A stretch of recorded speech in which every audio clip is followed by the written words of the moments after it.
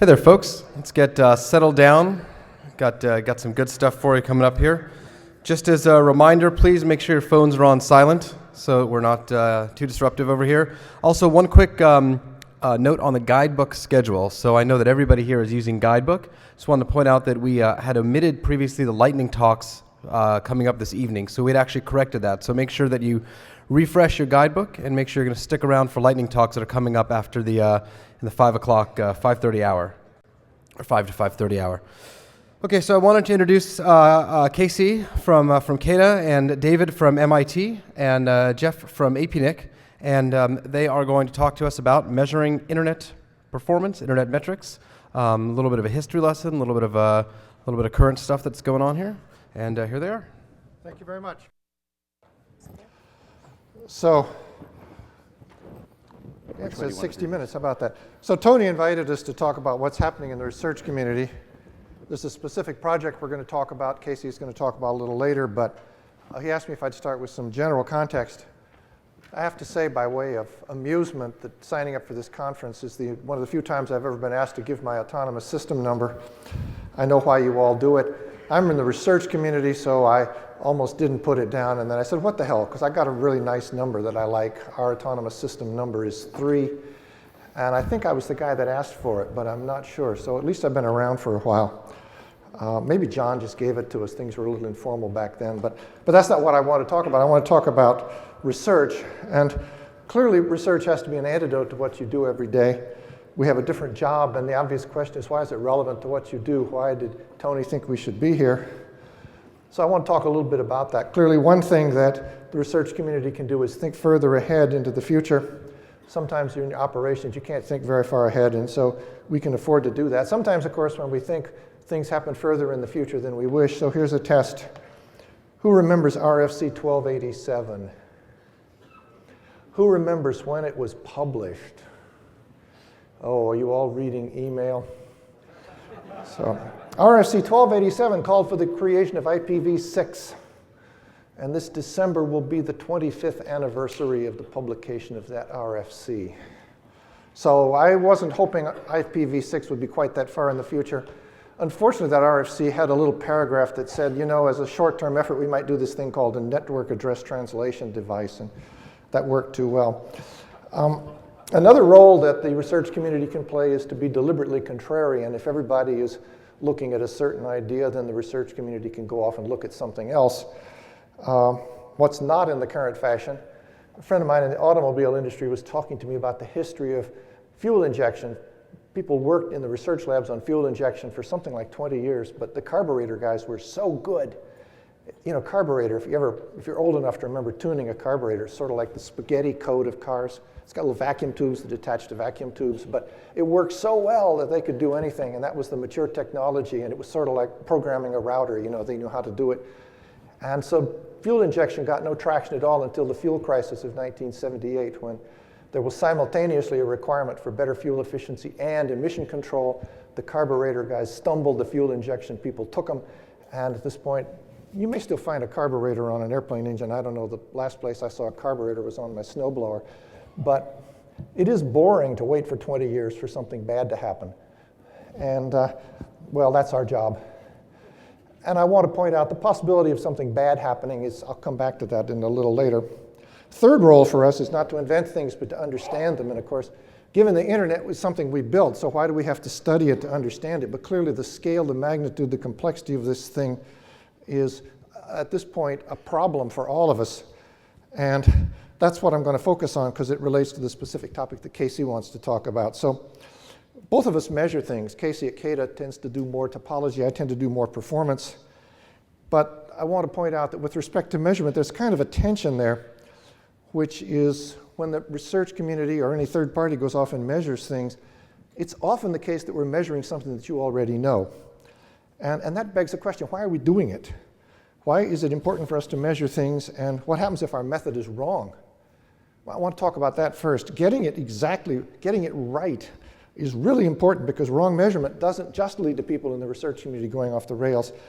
Although that does happen, it can lead other people to go off the rails as well. So I want to sort of just hint at a little story here. There's a program the FCC has done called Measuring Broadband America. Now, it's a perfectly good program, and we know that it's measuring all kinds of good stuff the consumer wants to know, but some of the motivation for the FCC to do that was a report that they read, which was not from the research community, which, due to a slight misunderstanding, asserted that most consumers were getting half of the rate that was advertised. And that was because the analysis methodology in that report wasn't right. So there's a lot of work that the research community can try to do is to evaluate or calibrate the tools that are being used to measure performance and see if they're measuring the right thing.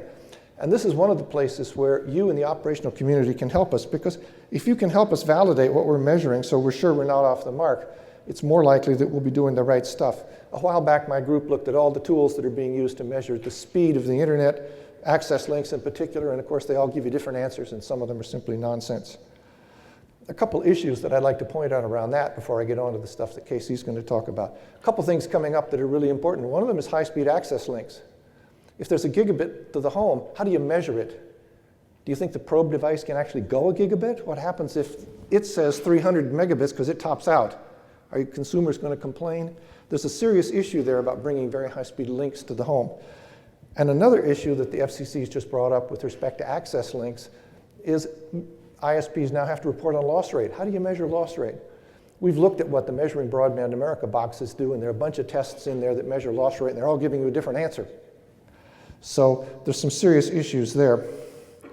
So let me get back to my first point, which is why do we measure something that somebody else already knows? Well, of course, one answer is you know, but you won't tell us. A lot of the information is viewed as competitive advantage, it's proprietary, but other people do care about those numbers. An issue that's come up recently is whether interconnection links are congested. The parties who interconnect certainly know what the capacity of those links are. They can draw the little MRTG graphs. They sort of know what's going on. But that data is, in general, not disclosed. It's covered by non-disclosure agreements. The state of those links matters to a lot of other people. It matters to users. They may not understand the details, but they know when they're having an impaired experience. Certainly matters to providers of content, what the FCC calls edge providers, and thus it matters to regulators. Regulators look for evidence of market power. They look for market failure. And you might wish that there was a snooze button you could hit on the regulator, but sorry, it's not going to happen. So the question is, how do they get the right information so that they don't do something totally stupid? And there have been some misunderstandings around congestion of interconnection links. So another reason to do third-party measurement is you may have a lot of knowledge, but only knowledge in parts. You know your part of the network, he knows his part of the network, that guy knows about content delivery, that guy knows that the client is misbehaving. And a lot of sharing can help, but sharing is tricky. A focus that we've been looking at in the research community recently is trying to understand quality of experience, which is the subjective measure of whether the user is unhappy. And the internet's really robust. We see a lot of situations today where something's broken, but the consequence is not that the user simply dies. It's a performance problem. He has a bad day. And what happens? We would love there to be a virtuous cycle where a better experience leads to more user participation, and that leads to better opportunities for monetization. But instead of a virtuous cycle today, I would say what we have is a cycle of blame, which is when something bad happens, the consumer calls somebody at random and yells at them, and then they call somebody else, and nobody knows what's really wrong. So one conclusion here about measurement is that it can benefit when it is done cooperatively. You know some things, you know some things. And what I want to ask is, can we find a way to take the bits that different actors know and combine them to get an overall picture of what's happening and what might be wrong in the internet? There are a lot of actors in that space. The application people know what's happening. A lot of instrumentation in browsers and client-side software. The end devices are instrumented. The network is instrumented, but in parts. So there's a challenge the research community is going to bring up, which is how can we encourage cooperation? Now, I would say today the most common mode with respect to measurement, it is the politely adversarial, because there's always a risk that something somebody measures will be adverse to somebody's interest. And so better not to measure it, better not to talk about it, better not to cooperate. If you don't cooperate, then it's easier after the fact to denounce the data and say, well, that must be wrong. Those people are confused. They don't know what's going on. And of course, refusal to cooperate and calibrate is perhaps what led to the situation where the FCC was confused about whether or not ISPs were actually delivering what was advertised. So let me mention another group that cares about measurement, and that's people who care about critical infrastructure, concerns about security, concerns about resilience. I have to say, again, in this space, I've seen some silly papers about the resilience of the internet, the assumption there's some critical node in the middle of the internet, which, if it fails, causes the entire internet to fall apart. That was based on a false assumption about how the internet actually worked. It was based on bad data. And this is an area where the operational community can make a choice. You can ignore these people, or you can actually try to make it easier for them to learn what's really going on. I am concerned that failure to attend to this is going to lead to what you might call misguided regulatory attention. And of course, the internet grew up in an era where there wasn't any regulation. It's not going to be that way in the future. And however much you wish people would leave you along, it is so important today that various people are going to come in and say, I want to be able to have some say in how this works. And the only question is, do they actually know what's happening, or do they make assumptions that are false and potentially go off in a wrong direction? This is another area where the research community waits for a bad thing to happen. The policy community has a phrase. It's called a policy window. And the idea of a policy window is it's when something so bad happens that Washington actually turns its attention to this particular issue for 5 minutes and says, oh, we have to pass a law now to make this right. And then they do something completely ill-judged and flamboyant before their attention turns to something else. So there's another community that sits and waits for a bad thing to happen. That's policy advocates.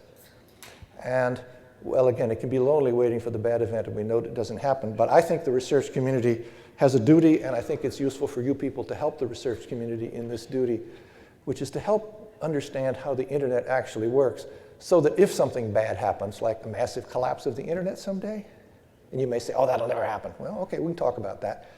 But were it to happen, it would be nice if there were people in Washington who actually knew how it worked so that they could keep something completely stupid from happening.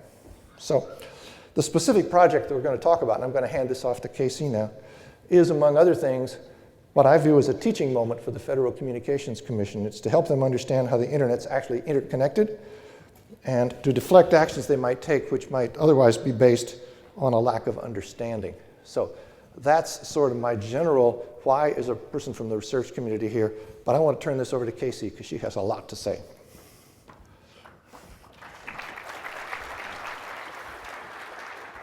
Can I just use this mic so I can walk around? Okay, then I can be fidgety. Hi, thanks for inviting us to give a talk. Tony did a lot of work to get us here. I'm going to talk about, first I'm just going to say a little bit about CADA. It's been over a decade since I was at a NANO. Sorry about that. Does this just go? I'm going to mention what we are. Half of you may not even know. CADA stands for Center for Applied Internet Data Analysis. We're a research group at UC San Diego. Thanks for coming to my town. I promise if you come back, I'll give another talk.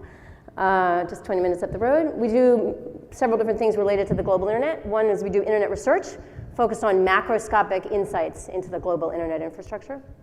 We also try to help other scientists with their internet research by providing data. We share all the data that we collect. We do some anonymization, some curation, but we really are interested in enabling true scientific study of the internet. We improve internet measurement technology, things like turning topology maps from different levels, from IP interfaces to router level maps and other technology, and we share the technology methods, both software and publishing papers. We collect, curate, and analyze massive data sets, the best data that we can get, and again, share it with researchers. And finally, we try to inform science, technology, and communication and public policy. So lots of stuff we do. You can go to our website and find dozens of papers in each of these categories. We have annual reports. If you want to go get a summary, you can just read the executive summary of that if you only have 2 minutes. I'm not going to go over any of that today. I'm going to talk about one specific example of a project that we have started 3 months ago. That's of this last category, informing science, technology, and public policy. Once upon a time, there were 2 companies. About $50 to $70 billion later, depending how you measure, but I'm not doing that measurement talk.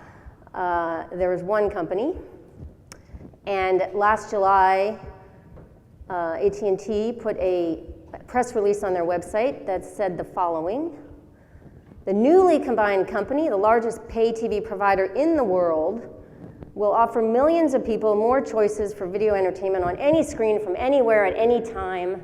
We're now a fundamentally, CEO quote, we're now a fundamentally different company with a diversified set of capabilities and businesses that set us apart from the competition. So that is what the competition is worried about. And there was a lot of public comment, public filings to the merger as it happened. It took a year and a half or longer for it to actually be approved. And in the final merger order, never mind the walls of text here, I'll say the words you need to know and think of these slide sets as some reference that you can go look at later. Sorry about the walls of text. You're sort of getting this before it's even hot off the presses. I worked on these slides in the last couple of days. The important point here, a phrase in the merger order, also in the open internet order from 2015, January 2015, is that the FCC finds that broadband internet access providers have the ability to use terms of interconnection to disadvantage edge providers, content providers, and the consumer's ability to respond to unjust or unreasonable broadband provider practices are limited by switching costs.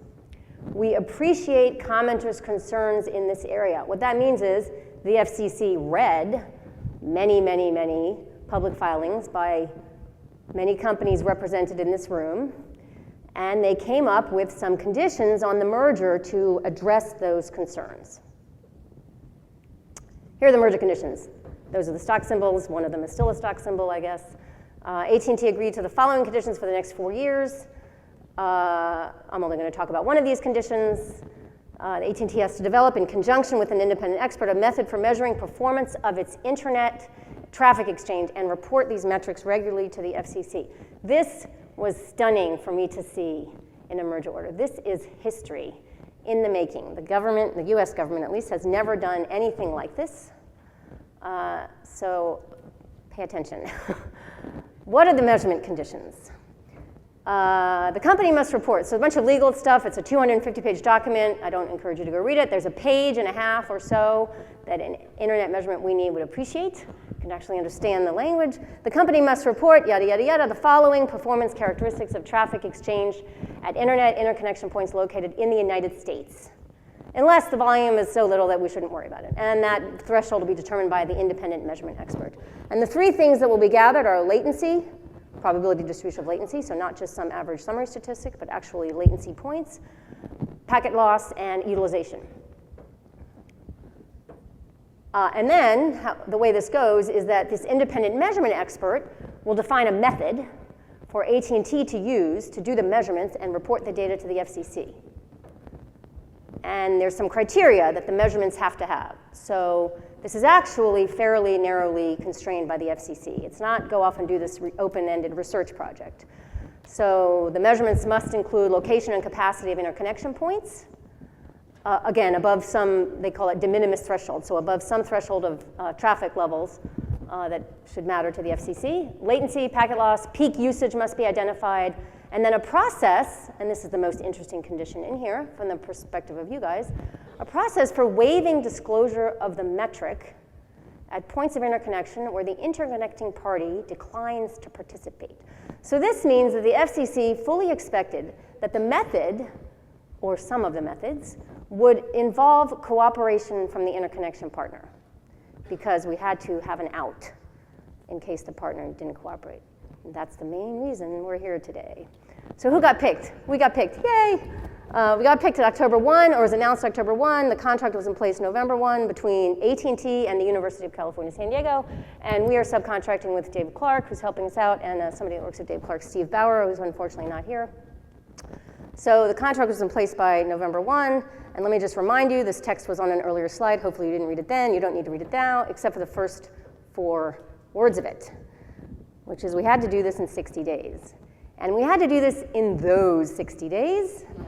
So if you happen to run into my family, please thank them for their service to the public, because this was brutal.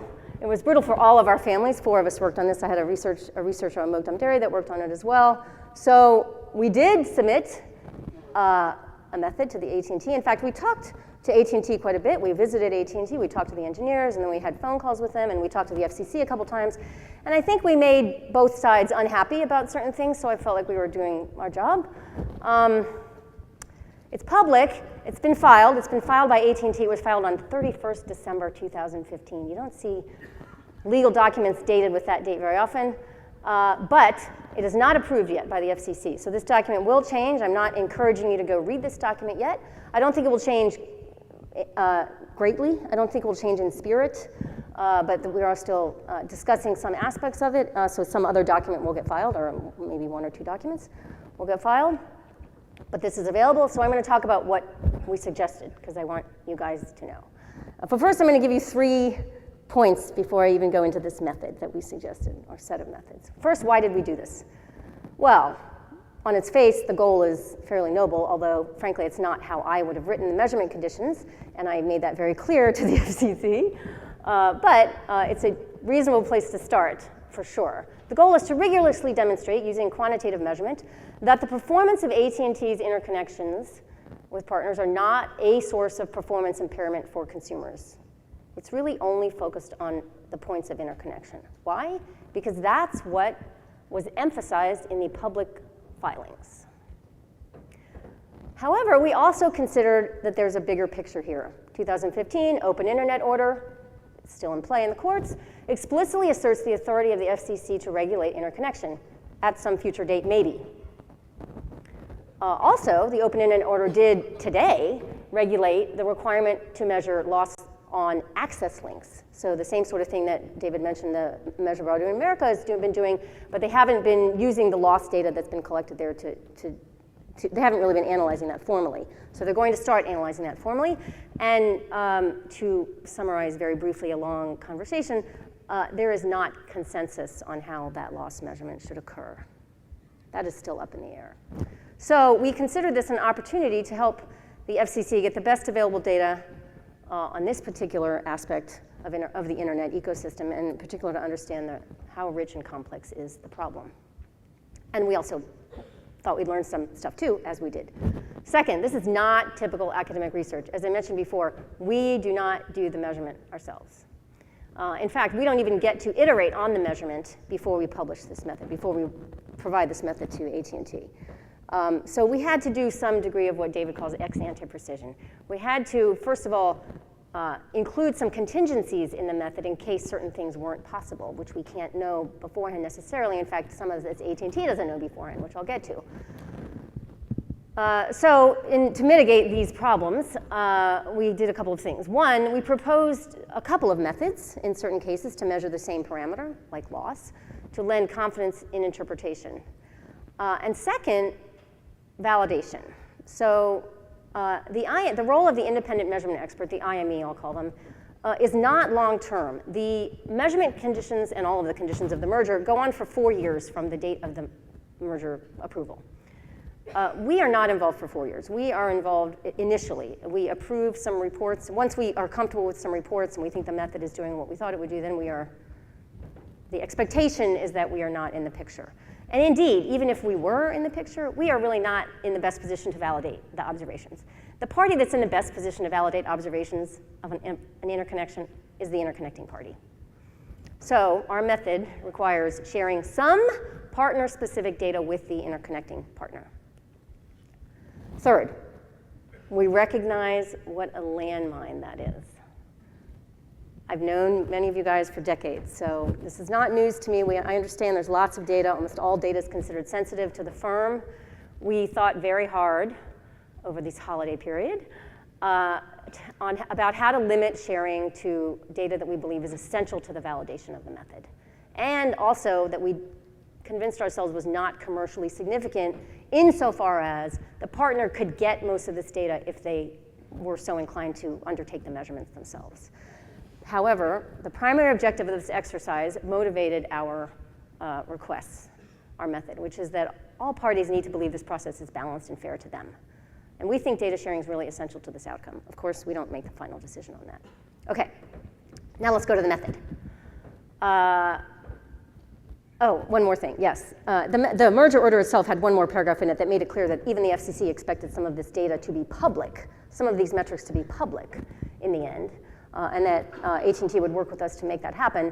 That, although it would be nice, we're not convinced is essential to the method. We think, however, that there'd be value in that, at least some summary data to be made public. The real value is in sharing specific data with the partner. That's the methodological necessity. Okay, now proposed method. Again, work in progress. not yet approved by the FCC, but I'm letting you know about it because I think this is really important for you guys to know about it and because we want feedback, which I will mention at the end. First part, identification of the interconnections. Fairly straightforward. Actually, all of this is fairly straightforward. There's no rocket science in here. Location, capacity, and utilization of interconnection points. We require that this data be shared with that interconnection partner, only the stuff that's specific to that partner to support cross-checking. Obviously, the interconnection partner should know this data, so that shouldn't be an issue.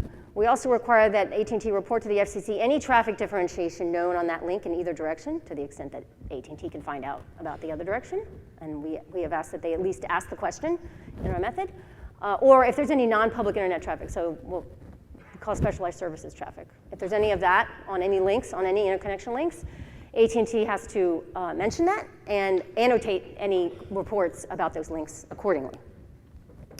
And then we have to pick a threshold, and I think this is not that important here, what the threshold is. We try to make it so that it's getting useful data to the FCC, but not imposing an unreasonable burden on AT&T. This really isn't about getting data out of AT&T for the sake of getting data. It's really about informing the FCC.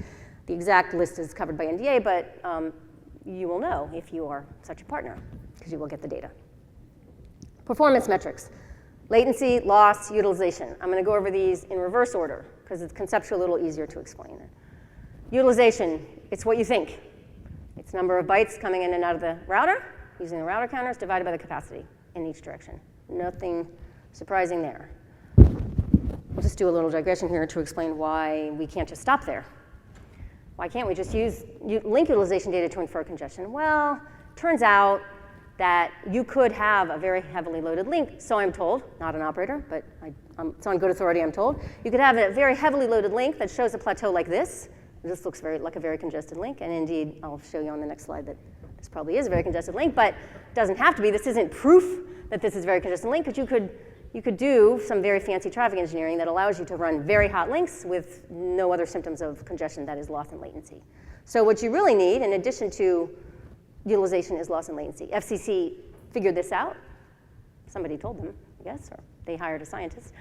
And so indeed, you need something like loss. So this is a graph where, and Level 3 put this up a couple years ago when indeed they were trying to talk about congestion. That was a year and a half ago, I think, congestion on one of their links. So they put up utilization, and then they showed indeed there was correlated loss events. So now what does it mean to be sufficiently accurate metrics of loss and latency? That is the question. Now, part of the challenge is we're not exactly sure. Okay, so we have to define loss and latency, and this stuff is in the document, and again, it's what you think. I'm not going to spend a lot of time on this. We're not trying to be creative here. We're trying to do the exact opposite. Have it be what you think. Lost packet, one that arrives at one router of the interconnecting link aggregation group. They call them lag. You guys call them lag. Intended for the other router, and it doesn't make it. And then a loss rate is if you're doing a probing of that ratio of packets lost to the sum of the packets lost plus those delivered over that interval. Okay, 2 ways to do loss measurements. You guys know this way better than I do. Router counters, active probing. So router counters, yes, we will require them. AT&T must report to the FCC only. This is not a data sharing requirement. Loss on AT&T's outgoing interfaces of the interconnection. The problem is that, according to all of these public filings, that's not really where the issue tends to be on the interconnection links. It tends to be content coming into AT&T. And AT&T's routers won't show that, won't show losses of that traffic. So really what you need is the partner's router interface counters, which we don't get to make the partner collect. But we are strongly encouraging AT&T to ask the partner to collect, to provide those router counters, if not to AT&T, directly to the FCC. Although if they'll provide them to AT&T, even better, because AT&T could put them on top of its own loss measurements and superimpose them, which I'll show in a second. Router counters have some issues. Again, you guys can rattle off 10 of them, probably better than I, so I'm not going to dwell on it, but they might miss losses. Router counters know about the known losses and not the unknown losses. And of course, not every loss happens at this link. So that's an issue with all of our measurements. We're just focusing on this link. So we also propose 2 other methods, 2 active measurement methods. Now, active measurement also has issues. It's sampling inherently. You're not actually measuring the loss happening on a TCP connection. And the relative accuracy of passive router counter measurements of loss versus active measurements of loss is not There's not consensus on that in the scientific community. Let me just say that. Maybe the operators have some consensus we're not aware of. So we propose two active methods for measuring loss. One, that's a really good method, accurate method, better method I should say, that requires cooperation of the interconnecting partner, and an inferior fallback method if cooperation can't happen. Definition of latency really quickly, because the same active measurement mechanism protocol applies to latency as applies to loss. Round-trip latency is the time required to go from a source router to the destination and back, and one-way latency is possible with some of these protocols if the interconnecting partner is willing to configure it that way. And then, as I mentioned earlier, the FCC doesn't just want latency summary statistics, they really want a full probability distribution. So you guys, again, know the default method to measure other people's networks, strangers' networks, is ICMP probing. And there's tons of problems with ICMP probing. Routers may not respond. Routers respond with highly variable delay. Some routers treat probe packets differently. You can probe past the router to mitigate some of these issues if you want to do a bunch of topology discovery and maintaining state of where exactly you should probe beyond the router. And of course, then your return route may be asymmetric. So basically, this is for people who don't have a better way to do loss measurement, loss or latency measurement. Fortunately, the IETF has developed something much better than ICMP for doing active measurement. The problem is it requires cooperation from both endpoints of the measurements. So I know that there are many ISPs that do this sort of measurement internally to their networks, but I'm not aware of anybody who does it across an interconnection with another network. And by the way, the IETF has done a bunch of stuff on loss over the last 16 years, much more than we have studied over the last 60 days. But none of this stuff is about interconnection. It's all about just theoretical loss measurements and measuring on a single network. I would argue that the interconnection part does not add any new technical complication. It's really all about the data sharing and cooperative aspect. So, two types of active measurements, the one with the participating and the one with a non-participating partner as the fallback method. We have asked that AT&T execute and report on both methods initially, because as I said, not only don't we know the relative accuracy of the passive router counter versus the active measurement, we don't really even know the relative accuracy of, and when I say we, I mean collectively, although feel free to instruct me, of the TWAMP or the protocol that's designed for active measurement between routers versus the ICMP stuff. So we are hoping to at least see some data from both methods initially, and then maybe drop one method if it's not necessary, because we're not really interested in just imposing a bunch of reporting obligations that are superfluous. And then we have to specify other things in the method. We have to specify what's a peak period. So we did what I think you guys might consider canonical, 5-minute samples that are above utilization, that are above 80% utilization, and requiring separation of reporting, or at least annotation of what is a peak period when you're reporting on the loss and latency measurements. Frequency of probing was required, so we said mean of 1 probe per second, Poisson if possible. RFC 7680 talks all about it. If that's not possible or not feasible, then 1 probe per second, just to make it a mean of that. And then utilization 5-minute intervals across the month, at least until we see a report that makes us think that's not the right thing to do. The process for waiving disclosure of measurements that require cooperation, because we had to include this. We had to say what happens if the cooperation is not obtained, because we think the cooperation is so essential to making this a useful exercise. We have required that if AT&T does not obtain cooperation, they will submit a written explanation to the FCC of what happened. And the partner, of course, is free to submit a written explanation to the FCC. And then only if the FCC confirms that this outcome is reasonable, then we can revert to the fallback method and not have to do the more accurate method. By the way, the FCC, as I said, has not signed off on this yet. I don't think the FCC expected to be dragged into this, but as I said, data sharing is not something we can require ourselves. Measurement endpoints. So there is a possibility that doing this from the router is not the right thing for some metric of right, in which case AT&T can propose some other method that's near the router and argue that it's good enough. And that's totally within scope. It's just that we need to understand what that is, and we're not in the network, so we're not in a position to specify that in advance. So that's on the table. Limitations. Could see no losses and there still be a problem on the link. Could see no losses, not really elevated latency. Could be that the endpoints are doing really good rate adaptation. So could still be bottlenecks there. Not going to get it with this kind of measurement. Not going to get it in the constraints of the framework provided by the FCC. Fine. We're only measuring interconnection links, not the entire path. Obviously, if something bad is going to happen, it might not happen at the interconnection links, not within the constraints provided by the FCC. And third, all measurement methods have possible inaccuracies, especially the method that we call the inferior fallback method. Okay, second to last slide. These are the reporting requirements. So all of these details are in the report or in the document, but I've really gone over most of these. Specific parameters are in here. So interconnection location, capacities, packet and byte counts, some percentiles and statistics of them, as well as time series plots of the utilization, as I mentioned earlier, 5-minute granularity. Loss rate, 3 different ways of measuring loss rate, and also plotting to allow comparison with the utilization data. Probability distribution of latency using TWAMP, which is this active measurement protocol the IETF developed specifically for this purpose, although not specifically for interconnection links. Separating peak, off-peak, and overall traffic in both directions if possible. We are requiring that the AT&T provide graphs, a spreadsheet, as well as digital versions of the data to the FCC. That went faster than I thought. Did I talk too fast? Okay, why did we come here? So maybe you guys figured that out already, but I really think you need to know this is going on. I don't want to do this behind your guys' back. I've known you, many of you for way too long. And we want your feedback.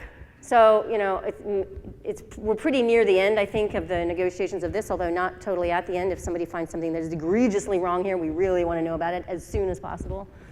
But secondly, I don't think this is the last time this is going to come up. So I'd like to get this right for you as well as everybody else. And so part of that is really convincing you of the need for cooperation to make this exercise not a waste of time. Thank you very much.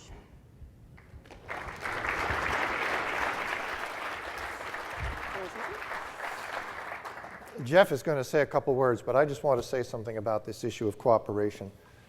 We appreciate that for both sort of business and technical reasons, this cooperation is going to be complicated, and AT&T is going to have to negotiate with a fair number of interconnection partners and a fair number of on-net content partners. And I have a feeling that a lot of people are going to begin by saying, as I said earlier in my talk, maybe we should just ignore this. And the FCC sort of off the record said something really interesting, and I just want to make sure that nobody misunderstands this. People who think in the future they would like to come and complain to the FCC better cooperate.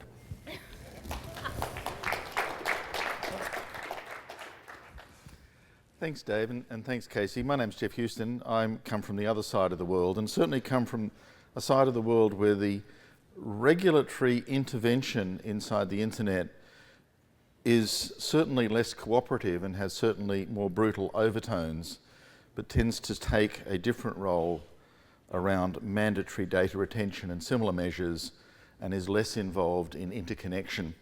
The one foray that was actually made not by the telecommunications regulator, but by the consumer and competition regulator, looking at interconnection as a consumer issue. Which kind of leads me to my first sort of observation here, and perhaps a question, because I think it's an interesting issue, that the FCC has focused quite narrowly on a single collection of components of a dramatically complex system.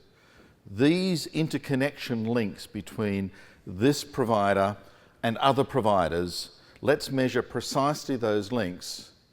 And there seems to be an inference being made here that somehow the health or metrics of those links has some kind of bearing on the end user experience.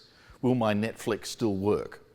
And I kind of am posing the question here, does component measurement really relate to user experience?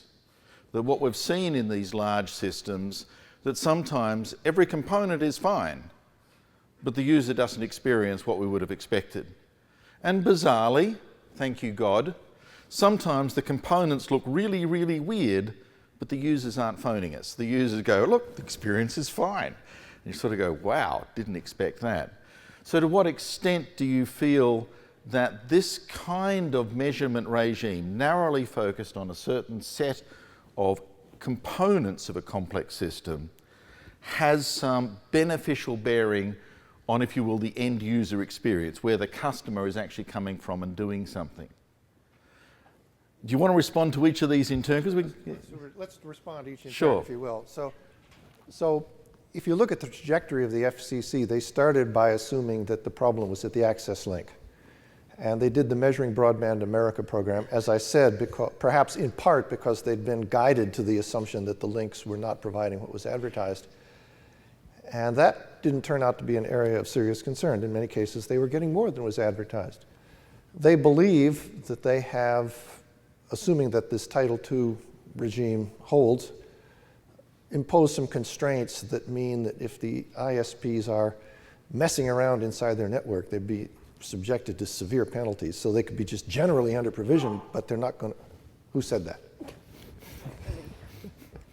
And so they were guided to the interconnection links by the commenters on this merger order. Now, I have to say, I am not a fan of regulation by merger agreement in general. That's something we could talk about over a beer, but that seems to be the way we're doing it today. And what the FCC said is the next place we have a concern is the interconnection link. We're not regulating it now, but we have asserted authority to regulate it, so we need to know more about it. So I think in some sense they're moving out.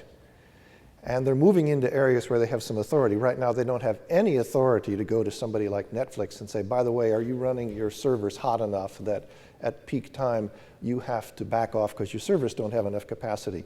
They might be curious to know the answer, but they have absolutely no authority to ask.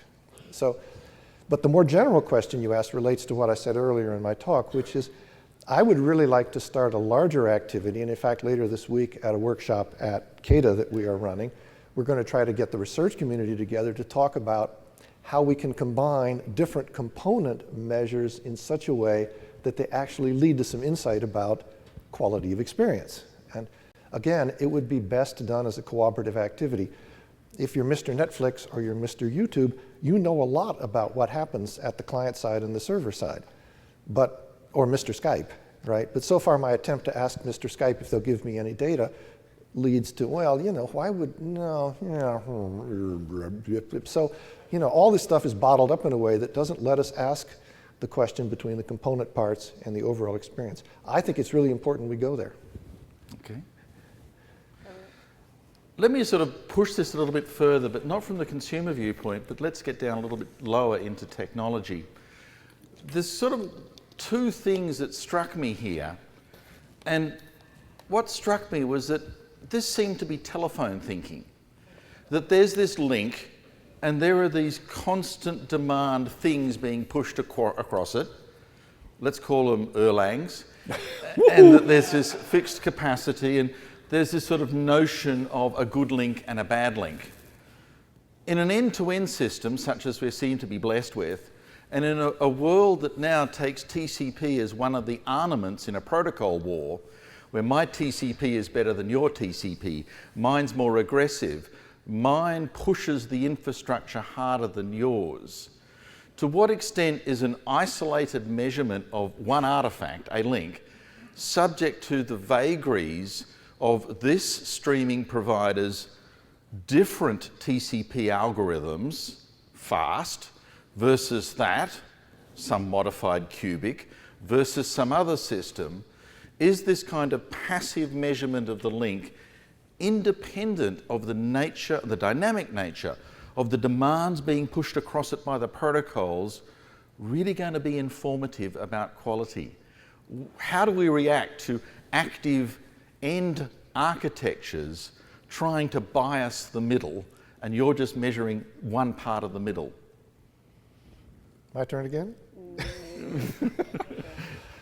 I mean, it's a very good question, which is the standard thing you begin by saying when you compliment the questioner. I think we learned this from the presidential debates, except when they don't say that. But the point is that actually, I think some of the concerns we have about aggressive TCPs have somewhat shifted, because if you're Mr. Netflix and there's this link you have, or maybe 10 or 15 points of connection into a Mr. AT&T, there's nothing on that but you.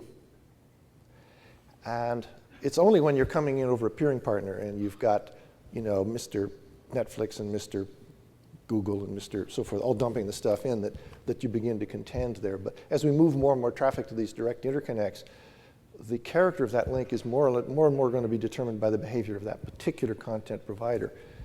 The thing that we can't bring into this study, because it's not data available at the interconnection link, is whether they're doing rate adaptation or something so that, in fact, the link looks nice and loaded and so forth, but in fact, the quality of the picture is going down. Now, we could go to Netflix and say, well, you know, you make some public data about the average rates you send at over a 24-hour period into different serving areas, but of course, that could be because they're downcoding because of congestion, because people switched their device, their kids are watching, you know, SpongeBob, whatever the hell his name is, and you don't have to code that very well. And so you don't know why it is. They could tell us, but that's not where the FCC said. So it is, at best, I agree, it is a partial observation. But it's not like Erlang's, because in some sense, the telephone calls went from one place. The thing that's different here is the phone call originated one place and ended up here. We do know that the content providers have tremendous control over where they originate the content. And so I don't know how to think about Erlang's in a circumstance where I can move the source of the call in the middle of the call around. It's just it is a different ecosystem, and it's a much more complicated one. So. But I would also say that, and I think am I on? I think I remember the FCC mentioning something about how after the 2015 Open Internet Order was published, there was a remarkable, which had transparency requirements on the access providers, there was a remarkable drop, and a threat to do similar to the interconnections, there was a remarkable drop in complaints to the FCC. That is to say, sometimes transparency is enough to change behavior, or at least somehow the problem disappears. So let's talk just in my final comment before we open up to the microphones about what you're being transparent about through this FCC exercise. And by you, I mean the FCC. Thank you. What is being transparent or being exposed to transparency? And some questions about the beneficial motivation of all of the players. Certainly part of the antecedents of the Open Internet Order was that not everyone saw the internet through the same set of eyeballs. And not everyone was sort of looking in the same interests, and there were direct points of competition and conflict going on.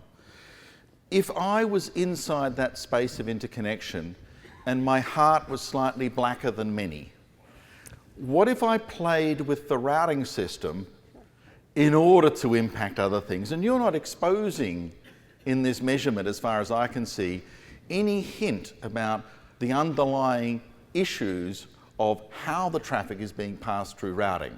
So I can certainly play that game if I was malign and do so without direct exposure through these reports.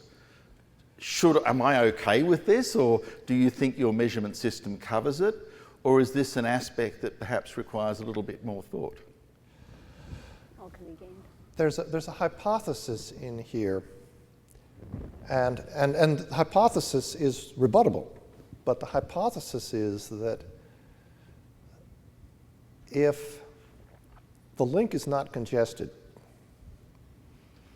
then if there's an impairment, the impairment is arising because the actor on the incoming side of the link is using some sort of diff-serve tools to pick out some victims for, or routing, okay.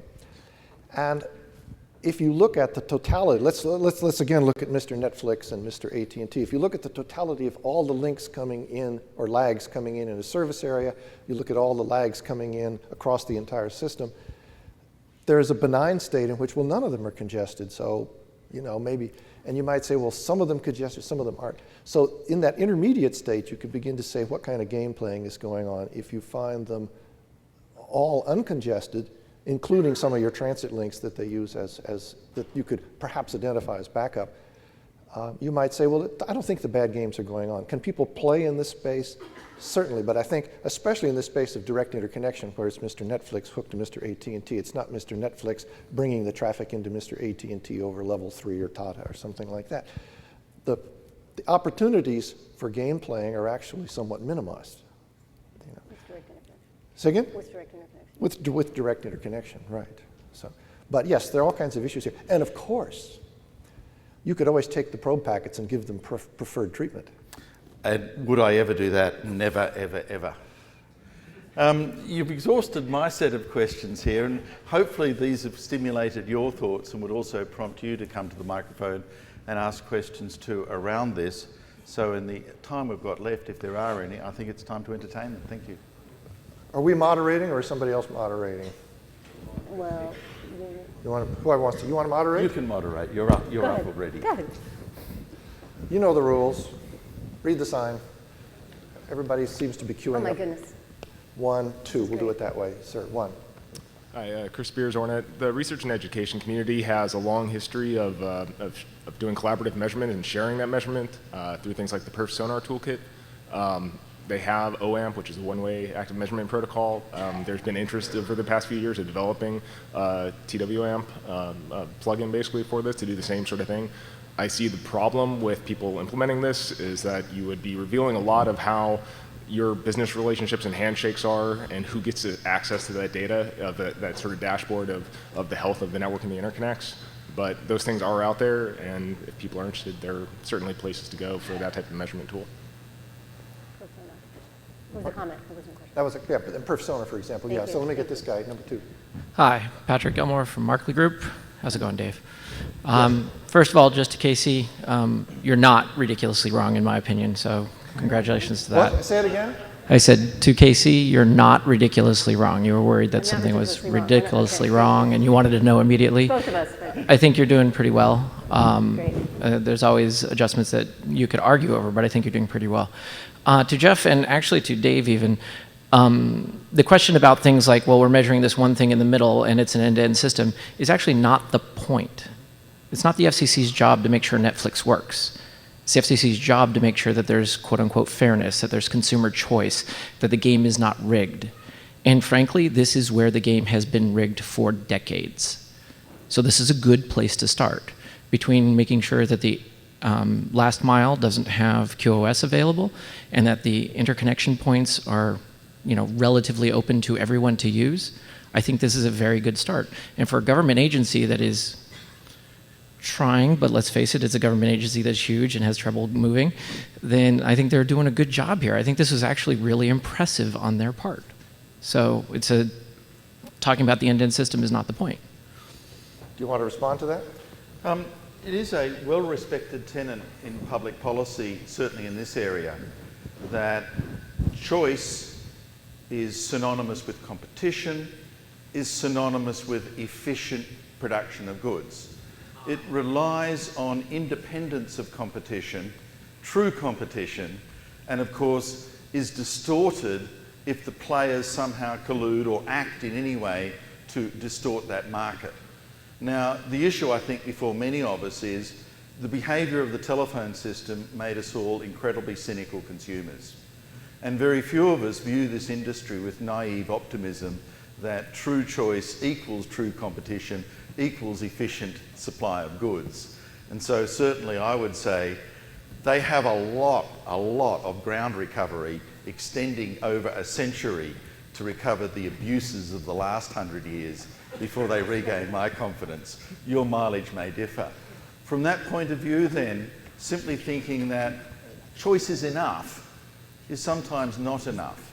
And I've certainly heard of the cable industry saying, well, you can get Comcast in Philadelphia and AT&T in Chicago, that's choice. Isn't. The true choice, I think, goes a lot deeper than where they are. And that's a difficult challenge for them, I admit.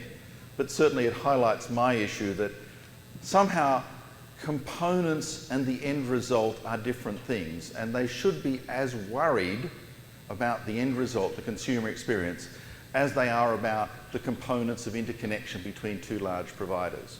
That's my view. I guess we'll have to disagree because I'm not at all certain that the FCC should be deciding whether Netflix or Hulu works better,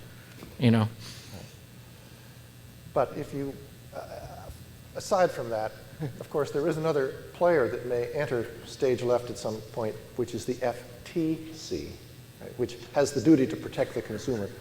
But that's only from fraud, not bad performance. So Warren Kumari, It seems like you could have made your measurement system much simpler by simply declaring a link full when the 95th percentile hits sort of 90%. Yes, you had a pretty picture that shows a link that could be full because of traffic engineering, but in general, if it's full, it's full. If it's not congested, you're not dropping packets, so you could just sort of use that as a good summary. Well, we need to know whether it's dropping packets. If it's not full, He just it's means not dropping utilization. packets. He just means Well, utilization.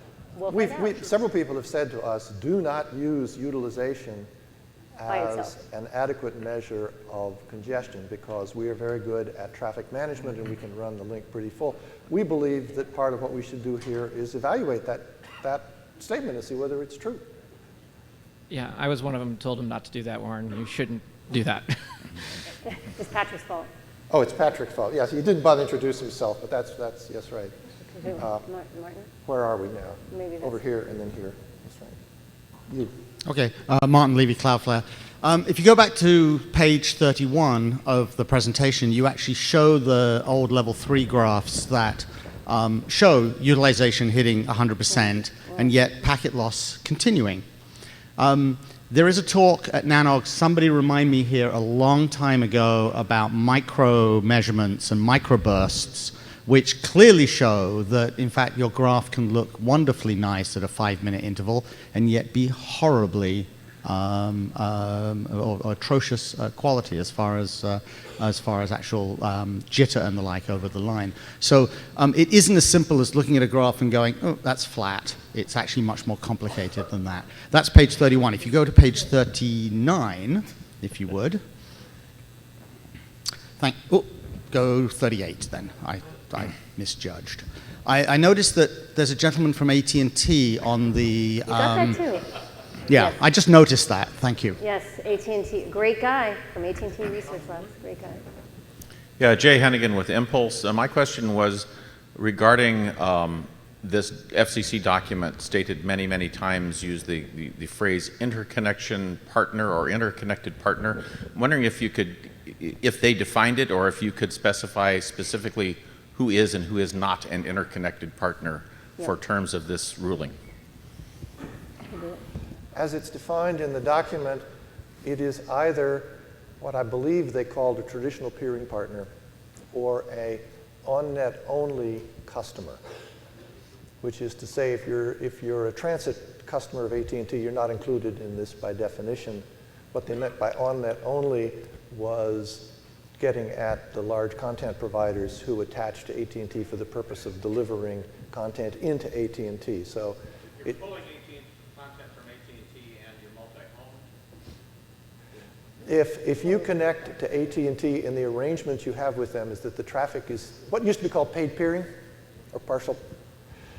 If you're delivering traffic into AT&T and your arrangement is such that it is for AT&T and its customers, whether or not it's traditional peering or AT&T views you as a customer, you are potentially within this set, and then there's this de minimis standard. But if you are a transit customer, you're not included by definition.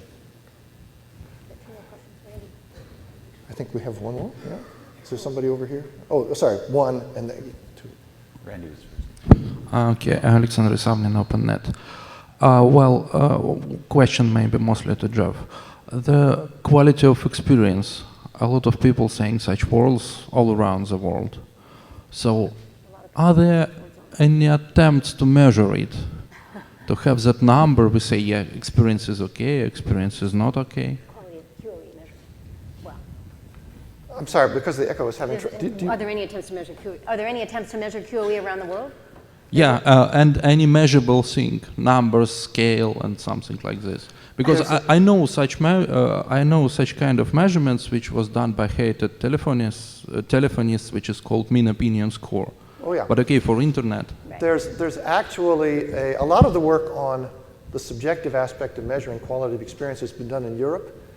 There's a recent book released by Springer called Advanced Topics in Quality of Experience, something in something. It's 430 pages. It talks about how to measure quality of experience for all known applications. It talks about the relationship between the subjective measures and hypothetical empirics that you can use. It talks about quality of experience and all kinds of things like smell and haptics. I mean, it's a absolutely serious review of the state of the literature. But unusable. What? But unusable. Is it usable? Yes. I read the whole book. But your workshop, you might want to mention your workshop. You had a workshop. We had a workshop jointly sponsored by the National Science Foundation and the Federal Communications Commission. We had a workshop this November at Princeton on trying to understand quality of experience. And we're not really trying to focus on this subjective work. We're trying to understand how it relates to parameters under different actors' control, like networks, especially in the mobile space and so forth. It's a very rich space, but there's a lot of work being done in the area. Now, is some of it a little off target, like how much latency works with respect to smell? Yeah, probably so, but let me... And NBA is trying to do more, move into interconnection, so NBA is trying to do QoE-ish. Who is? NBA. Oh, Measuring Broadband America, yeah, right. But it's a long way to quality of experience. Way. Sir. Randy Bush, IIJ. Excuse that my question has a lead in, but this audience will be unaware. You, of course, are aware of Kenjiro and Kensuke's work for the last 7 years, where the 7 largest Japanese ISPs exchange fully open disclosure measurement data, SNMP measurement, which is the point of my question, which I'll get to eventually, of both their transit links, their peering links, and their customer access links. And some really good work in that area. But it's still SNMP, and it would be nice if you'd come visit and start talking about maybe we should be doing something a little sexier. Sure. You know? You know, And it would be Gene, nice to have comparative between the two. Yep, Um, that'd be great. Anything else? We have 11 seconds. You want a 10-second comment? You know, as the telephone industry did mature, some of these measurements became more and more public, but actually became subject to filing as well. That as we understood the technology better, it became integrated into standard business practices and actual standard public practices. I think it's true to say one thing amongst all of this.